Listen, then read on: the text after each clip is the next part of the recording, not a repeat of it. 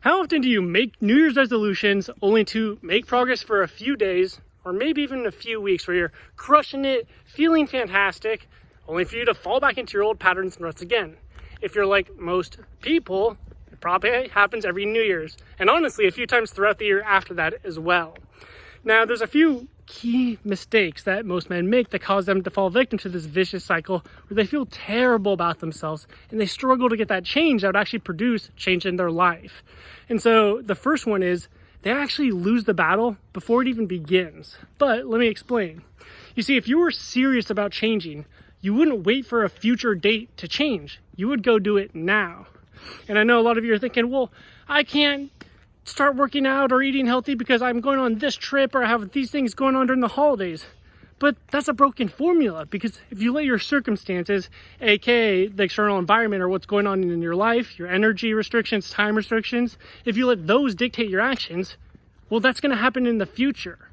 And so the top 1% performers in the world, they don't do that. They operate in a way where it doesn't matter how tired they are. It doesn't matter what goes on in their life. They make shit happen.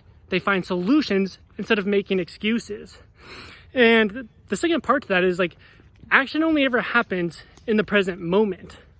And so what I'm trying to say is if you're trying to change your life, you have to conquer every small battle in every single day. Now, the second reason why most people struggle to get this change or this permanent change is because they're using their conscious mind. They're declaring they're going to change their actions, work out, eat healthy, I'm going to learn a new skill, start a business, or whatever it is. But 95% of all the decisions you make in your entire day are made subconsciously. And I know you might be thinking, that's BS, what are you talking about? So let me explain. You've likely had times where you're driving and you zone out for 5 or 10 minutes, and all of a sudden you just magically appear at your destination with no conscious recall of how you got there. That's because your subconscious mind took over. Now, when you declare you're going to change your actions, you're using your conscious mind. But your subconscious mind doesn't want you to change. And the thing is, your subconscious mind sees every habit as a survival mechanism. It literally thinks if you change your actions, fall out of these self-sabotaging habits and patterns, you are going to increase your chances of dying. So that's why it's so hard to break these old patterns you find yourself in. But basically what happens is you have both parts of your brain battling. And as you've likely already discovered, your subconscious mind, or the habits it has created, always end up winning, which is why you fall back into that same vicious cycle. Now, the only way to escape this vicious cycle is by linking your subconscious and your conscious mind together. Now, when you do this, when you tell yourself you're going to change your actions, you're going to work out, eat healthy, you'll actually do it, and you'll feel excited to do it as well. Now, you might be wondering, well, Adam, how do I link my two minds together? And so there's a very specific process, but ultimately, again, your subconscious mind works through habits.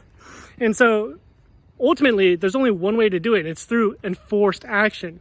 And you have to operate through commitment to make that happen. You see, when you look at the most successful people in the world, look at Tony Robbins.